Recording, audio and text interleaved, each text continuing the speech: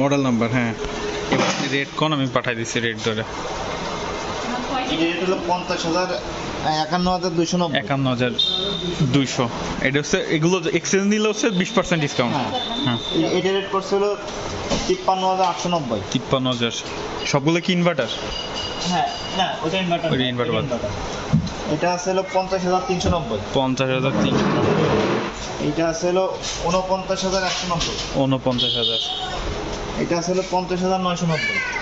এই সিরিয়াল এই তিনটা হচ্ছে কত লিটার বললেন? এটা হলো 300। 348, এটাও 348, আর এটা হচ্ছে 348, এটাও 348। এই হলো ভিতরে দাঁড়া, বুঝছি। উপরে ডিপ, নিচে নরমাল। আচ্ছা, ঠিক আছে। ওটা আমি দেখছি।